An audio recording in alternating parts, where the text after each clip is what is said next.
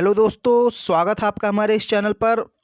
दोस्तों, आज हम लोग एल डोरेडो एल डोरेडो चैप्टर पढ़ेंगे। बहुत ही इम्पोर्टेंट चैप्टर है बीए स्टूडेंट के लिए। जो स्टूडेंट बीए करते हैं और बीए सेकेंड ईयर में हैं, तो कई यूनिवर्सिटी हैं जहां पर ये ऐसे चलता है। तो आज हम लोग इसको हिंदी में लाइन बाय लाइन एक्सप्लेन करेंगे और समझेंगे एक एक वर्ड। दोस्तों, एक एक वर्ड समझेंगे इसका।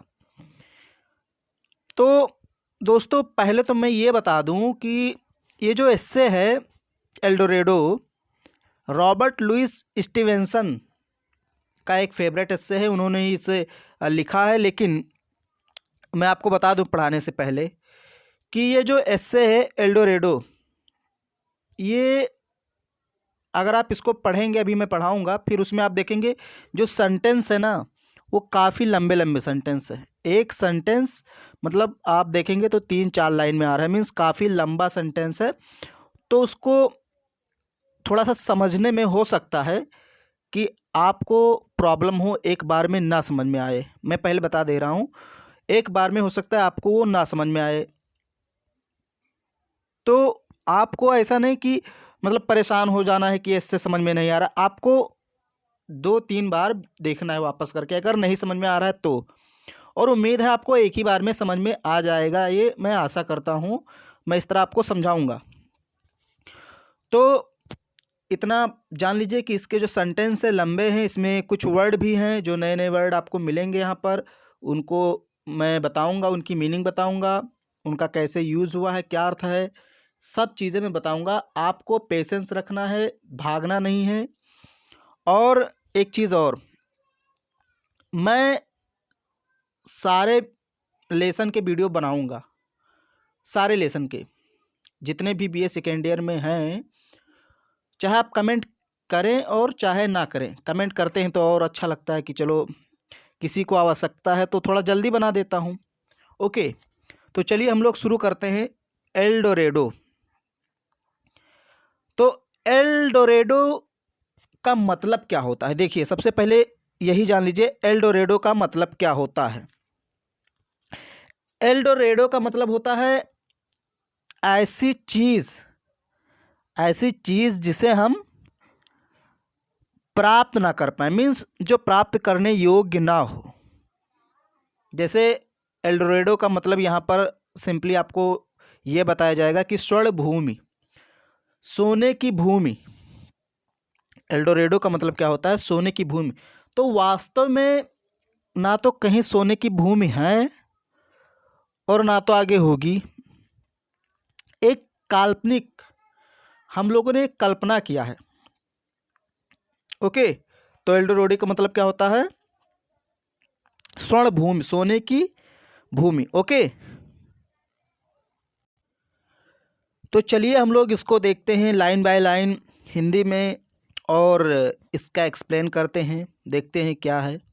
चलिए, तो ध्यान से समझिए। जो इसका पहला सेंटेंस है, यही 3 लाइन में आया है, एक ही सेंटेंस। तो देखिए, it seems as if a great deal were attainable in a world where there are so many marriages and decisive battles and where we all at certain hours of the day and with great gusto and dispatch stow a portion of victuals finally irretrievably into the bag which contains us। देखा आपने? It seems, ऐसा लगता है, ऐसा लगता है, as if, मानो, ऐसा लगता है मानो ए ग्रेट डील। आप देखिए, ग्रेट डील अलग अलग, इसका अलग अलग अर्थ आप ना निकालें कि ग्रेट का मतलब महान, डील का मतलब व्यवहार, या फिर ये ऐसा ना करें। एक ग्रेट डील का मतलब होता है बहुत सारा। जैसे हम मेनी नहीं बोलते, मेनी, कई, बहुत। तो वैसे एक ग्रेट डील मीन्स यहाँ पर है बहुत। ओके, इट सीम्स, ऐसा लगता है, एज इफ, मानो, ए ग्रेट डील, बहुत कुछ, वर अटेनेबल इन ए वर्ड, उस संसार में या इस संसार में बहुत कुछ प्राप्त करने योग्य है। अटेनेबल का मतलब प्राप्त करने लायक या प्राप्त करने योग्य। इन वर्ल्ड संसार में, वेयर जहाँ पर there are so many marriages बहुत सारी शादियाँ होती हैं, एंड डिसाइसिव बैटल्स बहुत सारे युद्ध होते हैं, एंड वेयर और जहाँ वी आल हम सभी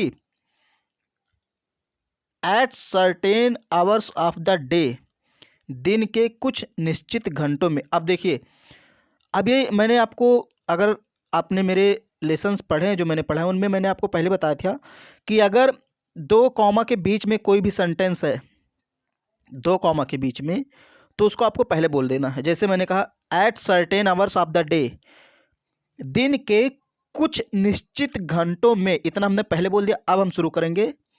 वी आल हम सभी, and with great gusto and dispatch. Gusto means होता है जोश उत्साह, और डिस्पैच मीन्स होता है तीव्रता से, क्विकली।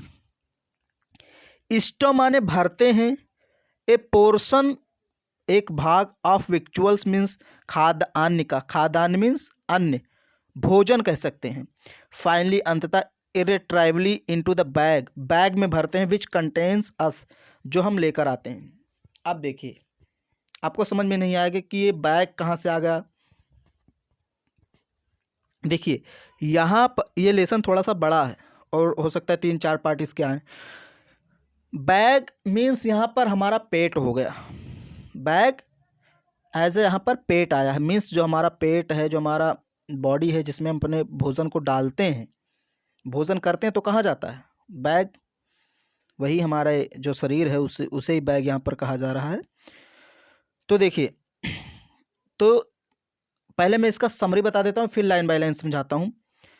इस संसार में जिसमें हम कुछ दिन के कुछ निश्चित घंटों में अपने पेट को भरते हैं, भोजन करते हैं, और जहाँ पर कई निर्णायक युद्ध हुए हैं, लड़ाइयाँ होती हैं, जहाँ पर कई सारी शादियाँ होती हैं, वहाँ पर हमें ऐसा लगता है कि संसार में प्राप्त करने के लिए बहुत कुछ है। संसार में जहाँ हम कुछ दिन के कुछ निश्चित घंटों में भरण पोषण करते हैं, जहाँ बहुत सारी शादियाँ होती हैं, बहुत सारे युद्ध होते हैं, तो हमें ऐसा लगता है, इन सारी चीज़ों से यही निष्कर्ष निकलता है, यही हमें समझ में आता है कि इस संसार में बहुत कुछ है जो हम प्राप्त कर सकते हैं। ओके, ये था समरी। अब इसको लाइन बाय लाइन एक बार फिर से समझ लीजिए आप। इट सीम्स, ऐसा लगता है, as if a great deal, मानो कि बहुत कुछ, वर अटेनेबल प्राप्त करने लायक है, इन वर्ड इस संसार में, वेयर जहाँ there are so many marriages बहुत सारी शादियाँ होती हैं, एंड डिसाइसिव बैटल्स और बहुत सारे युद्ध होते हैं, एंड वेयर वी आल और जहाँ हम सभी at certain hours of the day दिन के कुछ निश्चित घंटों में, एंड विथ ग्रेट गस्टो बड़े उत्साह से, एंड डिस्पैच और वेरी क्विकली स्टो मतलब भरते हैं, जहाँ हम दिन के कुछ निश्चित घंटों में बड़े उत्साह और तीव्रता से भरते हैं, ए पोर्शन एक भाग, ऑफ विक्चुअल्स मतलब अन्न का, यानी कि जहाँ हम दिन के कुछ निश्चित घंटों में भोजन करते हैं। फाइनली अंततः, एंड इरेट्राइवली इनटू द बैग अपने उस शरीर में, विच कंटेंस जो हमारे पास होता है, हमारे पास जो शरीर है, जो हमारे पास बॉडी है, पेट है, उसमें हम दिन के कुछ निश्चित घंटों में भोजन करते हैं, और यहाँ पर बहुत सारी निर्णायक लड़ाइयाँ होती हैं, बहुत सारी शादी होते हैं। तो इन सारी चीज़ों को जब हम देखते हैं तो हमें यही लगता है कि इस संसार में बहुत कुछ है जिसे हम प्राप्त कर सकते हैं। Okay, it seems as if a great deal were attainable. Okay, अब आपको शायद समझ में आ गया हो। पहला सेंटेंस था, देखिए। ओके, चलिए आगे देखते हैं। And it would seem also on a hasty view, और अगर हम सरसरी निगाह से देखें तो ये भी लगता है, क्या लगता है, एंड और इट वुड सीम आल्सो यह भी प्रतीत होता है, यह भी लगता है, यानी एक बात और है, क्या है, ऑन ए हेस्टी व्यू अगर हम सरसरी निगाह से देखें, हेस्टी का मतलब जल्दबाजी, जल्दी, शीघ्रता, व्यू मतलब दृष्टि, अगर हम शीघ्रता से देखें, जल्दीबाजी में देखें, सरसरी निगाह से देखें, तो क्या लगता है, that the attainment of as much as possible, as much as possible, जितना संभव हो उतना अटेनमेंट प्राप्त करना, वॉज द वन गोल, एकमात्र लक्ष्य है ऑफ मैंस कंटेंशियस लाइफ, आदमी के विवादास्पद जीवन का। आदमी के विवादास्पद जीवन का लक्ष्य क्या है? जितना मैं प्राप्त कर पाऊँ उतना प्राप्त कर लूँ, मतलब कोई लिमिट नहीं है। एज मच एज पॉसिबल, जितना ज़्यादा मैं प्राप्त कर पाऊँ उतना ही प्राप्त कर लूँ, यही आदमी की क्या है? गोल है। समझे? कह रहा है कि and it would seem also, ऐसा भी लगता है, ऑन ए हेस्टी व्यू, सरसरी निगाह से अगर हम देखें तो ऐसा भी लगता है दैट कि the attainment of, attainment means प्राप्त करने योग्य, यानी जो प्राप्ति जो हम प्राप्त करते हैं उसे कह रहा, attainment of as much as possible, जितना संभव है उतना प्राप्त करना, उतना प्राप्ति, वॉज था the one goal of man's contentious life, आदमी के जीवन का एकमात्र गोल। जितना संभव हो उतना प्राप्त करना आदमी के विवादास्पद जीवन का एकमात्र गोल है। तो आदमी आजकल विवादास्पद जीवन मीन्स उलझा हुआ है, क्या करें क्या ना करें समझ में नहीं आ रहा, विवादास्पद जीवन है उसका, विवादों से भरा हुआ है। और लेकिन उसका गोल क्या है कि जितना ज़्यादा हम प्राप्त कर लें उतना ही ठीक है हमारे लिए। जब आदमी 100 रुपये कमाता है तो सोचता है काश मैं 150 कमा लेता, 150 कमाता है सोचता है काश मैं 200 कमा लेता। तो वही कह रहा, एज मच एज पॉसिबल, जितना संभव उतना प्राप्त करना ही क्या है? आदमी का एक गोल है। ओके, आगे देखिए, एंड यट, फिर भी एज रिगार्ड्स द स्पिरिट, अगर हम अपनी आत्मा से देखें, एज रिगार्ड्स द स्पिरिट, अपनी आत्मा से देखें, दिल से देखें, दिल से सोचें, दिस इज बट ए सिम्बलेंस, तो ये एकमात्र दिखावा है। ये क्या है? एकमात्र बस दिखावा है और कुछ नहीं है। एक दिखावा है, एक बाह्य आडंबर की तरह है, जो होता नहीं, वास्तव में होता नहीं, लेकिन एक दिखावा मात्र है बस। सिम्बलेंस मीन्स होता है दिखावा।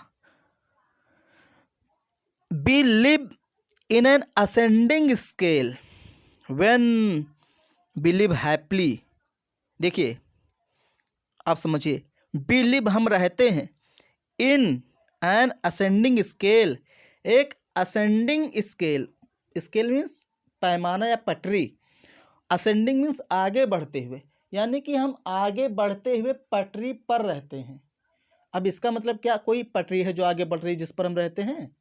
इसका मतलब ये नहीं हुआ, मतलब हमारी जो आकांक्षाएं हैं, इच्छाएं हैं, वो हमेशा आगे ही बढ़ती रहती हैं, कभी समाप्त नहीं होती हैं, इसका मतलब यही है।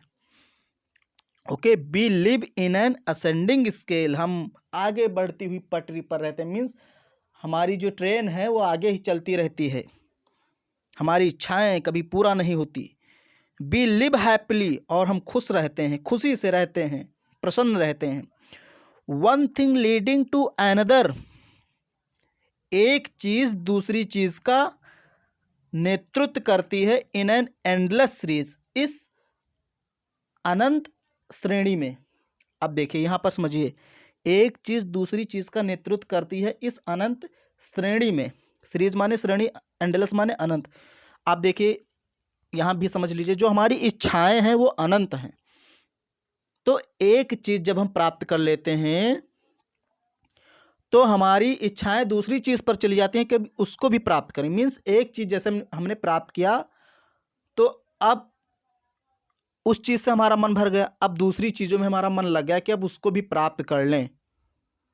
तो यही कह रहा है कि एक चीज दूसरी चीज का नेतृत्व करती है और ये अनंत श्रेणी है, कभी समाप्त नहीं होगी। मनुष्य की इच्छाएं, अभिलाषाएं कभी समाप्त नहीं होंगी। ओके, समझ में आया कि नहीं? कह रहा कि we live in an ascending scale when we live happily, हम लोग एक आगे बढ़ती हुई पटरी पर रहते हैं, मीन्स हमारी ट्रेन है, आगे चलती रहती, इच्छाएं हमारी आगे चलती रहती हैं। व्हेन वी लिव हैप्पीली, और हम लोग खुशी से रहते हैं। One thing leading to another in an endless series, और एक चीज़ दूसरी चीज़ का नेतृत्व करते हैं। मीन्स जब हम एक चीज़ प्राप्त कर लेते हैं तो दूसरी चीज़ की ओर हमारा मन चला जाता है। Okay, there is always a new horizon. अब आगे समझाया है, देखिए, there is always a new horizon for onward looking man. There is always a new horizon. Horizon means क्षितिज। होराइजन मीन्स क्या होता है? क्षितिज। अब क्षितिज समझ लीजिए क्या होता है पहले, क्योंकि क्षितिज समझना जरूरी है। क्षितिज माने होता है वह स्थान जहाँ पर आसमान और धरती मिलते हुए नजर आते हैं। जहाँ पर आसमान और धरती ऐसा लगता है जैसे वे दोनों मिल रहे हों, गले मिल रहे हों। आप देखते हैं सामने की ओर। अच्छा, चलिए मैं थोड़ा सा एक एग्जांपल आप देख सकते हैं। जैसे आप देखिए जहाँ पर पेड़ पौधे ना हो, मीन्स खेतों में ऐसे देखिए बहुत दूर तक, तो आप देखेंगे कि जो बादल हैं ऐसा लगता है कि बहुत आगे, मीन्स देखेंगे तो लगेगा कि वो बादल गिर रहे हैं, मीन्स बादल वहाँ पर झुक गया है। ऐसा आपको लगता है ना? लगता है कि नहीं? आप देखते हैं कि बादल थोड़ी दूर पर 1-2 किलोमीटर गिर गया है, मीन्स गिर रहा है। लेकिन जब आप आगे जाते हैं तो फिर क्या होता है? वो थोड़ा और आगे बढ़ जाता। एक कदम आप आगे जाते हैं तो एक कदम वो। मीन्स आपको कभी भी ऐसा वास्तव में नहीं मिलेगा कि बादल गिरा हुआ है, आसमान गिरा हुआ है। वो सिर्फ दिखता है, मीन्स आपको लगता है कि वहाँ आसमान और धरती मिल गए हैं। क्षितिज की अवस्था उसी को कहते हैं, लेकिन ऐसा नहीं होता। तो वही कह रहा है यहाँ पर, there is always a new horizon, एक नया क्षितिज आ जाता है। फॉर के लिए, ऑनवर्ड आगे बढ़ते, लुकिंग मैन और देखते हुए आदमी के लिए। अब देखिए, आगे बढ़ते और देखते हुए मीन्स ऐसा आदमी जो हमेशा आगे की सोचता है, हमेशा आगे बढ़ता रहता है, उसके लिए हमेशा एक नया क्षितिज आ जाता है। एक नया क्षितिज आ जाता है मीन्स जब एक गोल को प्राप्त करता है तो दूसरा गोल उसके दिमाग में आ जाता है। देखिए यहाँ पर जो लिखा है उस एग्जैक्ट वही उसका मतलब नहीं होता, उसका मतलब दूसरा होता है। आपको सेंस दूसरा लगाना है और लाइनें यहाँ से पढ़नी है। ओके, अर्थ आपके दिमाग में कुछ दूसरा आना चाहिए। तो कह रहा है कि there is always a new horizon, एक नया क्षितिज आ जाता है, एक नया गोल आ जाता है। For a onward looking man, आगे बढ़ते हुए व्यक्ति के लिए, आदमी के लिए। एंड आल्दो, और हालांकि, बी ड्वेल। अब देखिए ड्वेल मीन्स होता है रहना, निवास करना। बी ड्वेल, हम रहते हैं ऑन ए स्मॉल प्लैनेट, एक छोटे से ग्रह पर। अब यहां समझिए, कह रहा है कि हम एक छोटे से ग्रह पर रहते हैं। भैया बताओ, आप छोटे से ग्रह पर रहते हो, इतना बड़ा पृथ्वी है, मतलब हम अपने पूरे जीवन में अगर घूमना चाहें तो हमारा जीवन समाप्त हो जाएगा, हम पूरी पृथ्वी को घूम नहीं पाएंगे। कह रहा है कि ये छोटा सा प्लेनेट, छोटा सा प्लेनेट। देखिए इसलिए कह रहा है चूंकि यहाँ पर ब्रह्मांड से तुलना कर रहा है। ब्रह्मांड की तुलना में हमारा पृथ्वी क्या है? एक छोटा सा। अगर हम ब्रह्मांड की तुलना में देखें, ब्रह्मांड के सापेक्ष में देखें, तो हमारा पृथ्वी क्या है? कभी ब्रह्मांड आप देखिए, उसमें देखिए पृथ्वी आपका कितना छोटा है, नगण्य है। नगण्य मतलब आप देख ही नहीं सकते, इतना छोटा है ब्रह्मांड में। तो वहाँ ब्रह्मांड को सोच करके वो कह रहा है कि हम इस छोटे से प्लेनेट पर रह रहे हैं। Okay, we dwell on a small planet, हम छोटे से ग्रह पर रहते हैं। इमर्स्ड, और लगे रहते हैं, इंगेज रहते हैं, लगे रहते हैं। इन पेटी बिजनेस, तुच्छ चीजों में, तुच्छ व्यवसाय में, तुच्छ व्यापार में। मीन्स उल्टा सीधा काम करते रहते हैं, हमें पता ही नहीं कि हमारा लक्ष्य क्या है। बस तुच्छ चीजों में, पेटी मीन्स तुच्छ निरर्थक चीजों में लगे रहते हैं। इमर्स्ड मीन्स उसी में एकदम मस्त रहते हैं, उसी में एकदम मिक्स रहते हैं, लगे रहते हैं। Not enduring beyond a brief period of years,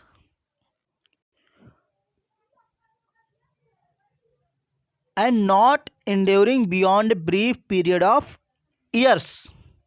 endure, देखिए इंड्योरिंग मीन्स होता है स्थाई, परमानेंट।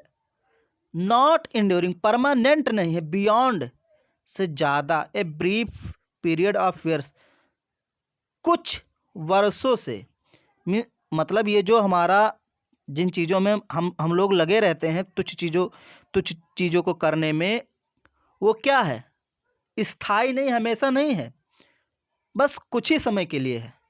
वही कह रहा, नॉट इंड्योरिंग, स्थायी नहीं है। बियॉन्ड, बियॉन्ड का मतलब होता है से परे या ज़्यादा। जैसे कहते हैं ही इज़ बियॉन्ड मी, वो मुझसे परे या मुझसे ज़्यादा है। A brief period of years, कुछ वर्षों की अपेक्षा, मीन्स ये कुछ वर्ष तक, कुछ समय तक जो हम लोग बिजनेस करते हैं, जो हम कार्य करते हैं, ये कुछ समय तक रह सकता है, हमेशा तक नहीं रहेगा। ये नॉट इंड्यूरिंग मीन्स स्थायी नहीं, परमानेंट नहीं है, बस कुछ वर्षों तक रहेगा, उससे ज़्यादा नहीं है। We are so constituted, we are so constituted, हम लोग ऐसे बने हैं या हमारा लोक का निर्माण ऐसे हुआ है, हम लोगों ने अपने आप को ऐसा बना लिया है। कॉन्स्टिट्यूट मीन्स निर्माण करना, कॉन्स्टिट्यूट मीन्स निर्माण करना, उसी से बना कॉन्स्टिट्यूटेड। तो बी आर सो कॉन्स्टिट्यूटेड, हम लोग ऐसे बने हुए हैं या हम लोगों ने अपने आप को ऐसा बना लिया है, दैट की आवर होप्स आर इनएक्सेसिबल, कि हमारी जो आशाएं हैं वो अगम्य हैं। इनएक्सेसिबल मीन्स जहां पर पहुंचा ही ना जा सके, मतलब हमारी आशाएं अनंत हैं। कहने का मतलब ये ऐसा नहीं कि हमारी आशाएं जो हैं वो अनंत है, मीन्स मैंने आपको शुरू में बताया कि एक गोल प्राप्त करते हैं, दूसरा गोल सामने नजर आने लगता है, तो हमारी कोई एक आशा नहीं है। That our hopes are inaccessible means अगम्य है, जहां पर हम पहुंच, एक्सेसिबल मीन्स पहुंचने योग्य, इनएक्सेसिबल मीन्स जहां पर पहुंचा ना जा सके। तो हमारी आशाएं अनंत हैं, हम लोग वास्तव में वहां कहीं पहुंच ही नहीं सकते। लाइक स्टार्स, जैसे कि तारे, जैसे तारे, क्या हम तारों तक पहुंच सकते हैं, तारों को गिन सकते हैं, नहीं गिन सकते। तो उसी तरह हमारी आशाएं हैं, हम उनको पूरी आशाएं, अगर हम कोई ये कहे कि हम अपनी पूरी आशाओं को पूरा कर लेंगे, जितनी आशाएं हैं, जितनी आकांक्षाएं, महत्वाकांक्षाएं, अभिलाषाएं हैं, इच्छाएं हैं, हम उनको पूरा कर लेंगे, तो ऐसा नहीं है। आपका जीवन समाप्त हो जाएगा, आप अपनी इच्छाओं को पूरी नहीं कर पाएंगे। लाइक स्टार, जैसे तारे हैं। Okay, and the term of hopping, और आशा करना, इज प्रोलॉन्ग्ड, लंबे समय तक, until the term of life, जब तक कि जीवन समाप्त नहीं हो जाता। मीन्स जब तक जीवन है तब तक हम अपने आप से, दूसरों से आशाएं करते रहते हैं। ओके, जब तक जीवन है, until the term of life, जब तक जीवन है तब तक हम आशाएं करते रहते। इस प्रोलॉन्ग मीन्स लंबे समय तक करते रहते हैं। देखिए, and the term of hopping, ये जो आशाएं हैं, इस प्रोलॉन्ग लंबे समय तक रहती हैं, until the term of life, जब तक कि जीवन, यानी जब तक कि जीवन रहता है। अब देखिए, टर्म का मतलब यहाँ पर दूसरी चीज़ है। आप टर्म का अगर मतलब देखेंगे तो फिर दूसरा निकलेगा, इसलिए कोई कोई वर्ड होता है ना, उसका कोई मतलब नहीं होता, बस आ जाता है। And the term of hopping, और ये जो आशा है, इज प्रोलॉन्ग्ड, लंबे समय तक रहती है। कब तक रहती? Until the term of life, जब तक का मतलब जब तक की लाइफ, जब तक कि हमारा जीवन रहता है, तब तक ये हमारी आशाएं रहती, हमारी आशाएं कभी समाप्त नहीं होती हैं। ओके, फिर आगे देखिए।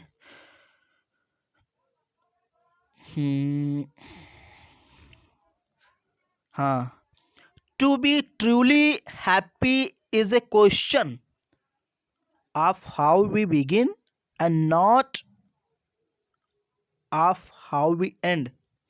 To be truly happy, जो वास्तविक खुशी है, वास्तविक प्रसन्नता है, वास्तविक आनंद है, इज ए क्वेश्चन, वो इस प्रश्न में है कि ऑफ हाउ वी बिगिन, कि कैसे हम शुरू करते हैं, कैसे हम किसी कार्य को शुरू करते हैं, कैसे हम अपने लक्ष्य की ओर बढ़ते हैं।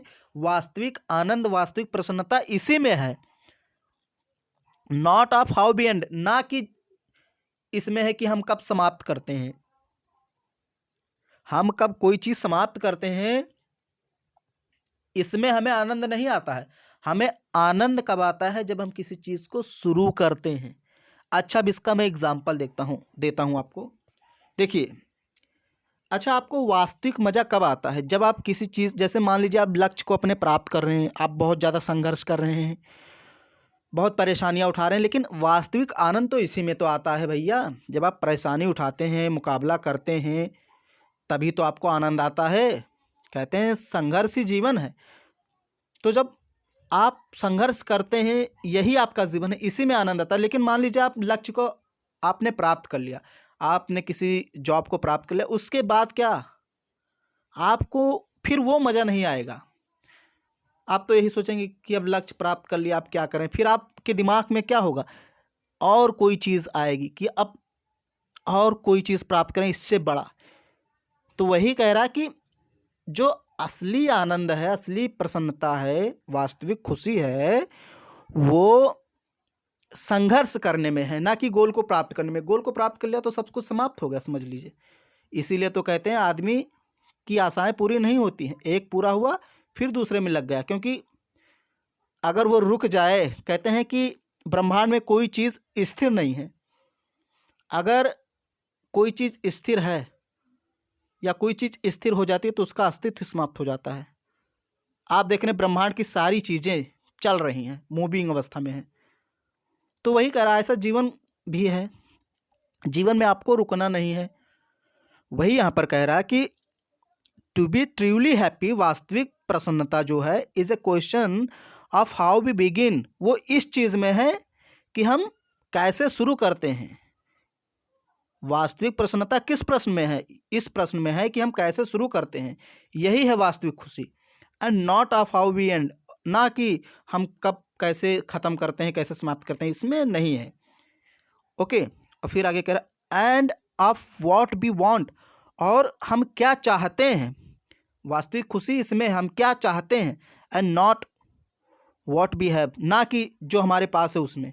भैया जो हमारे पास है उसमें क्या खुशी? खुशी तो उसमें हमें मिलेगी जो हम पाना चाहते हैं, उस चीज़ को प्राप्त करने में। जो चीज़ हम पाना चाहते हैं उस चीज़ को प्राप्त करने में हमें खुशी मिलेगी, ना कि जो हमारे पास पहले से है। उसे उसमें क्या, वो तो पहले से है ही।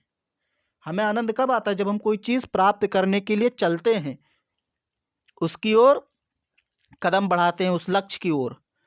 अब पहले से हमारे पास बहुत कुछ है तो आनंद तो हाँ, खा पी सकते हैं, रह सकते हैं, लेकिन वास्तविक आनंद आपको नहीं आएगा। वास्तविक आनंद तभी आएगा जब आप खुद से कुछ काम करेंगे, खुद से कोई चीज़ प्राप्त करेंगे। ओके, तो वही कह रहा है कि ऑफ व्हाट वी वांट, वास्तविक प्रसन्नता उसी में है जिसे हम चाहते हैं, जिस चीज़ को हम प्राप्त करना चाहते हैं। एंड नॉट, ना कि व्हाट वी हैव, जो कुछ हमारे पास है। जो कुछ हमारे पास है, जो भी कुछ हमारे पास है, उसमें वास्तविक आनंद नहीं है। वास्तविक आनंद है जो हम चाहते हैं उस चीज़ को प्राप्त करने में। ओके दोस्तों, तो वीडियो काफ़ी लंबी हो जाएगी अगर मैं और आगे पढ़ाऊँगा। वैसे आधे घंटे का लगभग हो गया, तो हम इसको यहीं पर स्टॉप करते हैं। नेक्स्ट पार्ट में हम लोग फिर इसको स्टार्ट करेंगे। ओके, तो अगर ये वीडियो पसंद आई तो आप इसको लाइक कर सकते हैं, और अगर नहीं पसंद आई तो डिसलाइक भी कर सकते हैं। उसमें आपकी मर्ज़ी चलेगी, मेरी तो कोई नहीं चलेगी। और कमेंट बॉक्स में लिखिए क्या आपको ये समझ में आ रहा है, आगे का पार्ट क्या मैं सुधार कर सकता हूँ, थोड़ा और धीरे पढ़ाऊँ, तेज़ पढ़ाऊँ। जो भी कुछ कहना है आप कमेंट बॉक्स में लिख सकते हैं। ओके, तो आज के लिए इतना ही। बहुत बहुत धन्यवाद दोस्तों।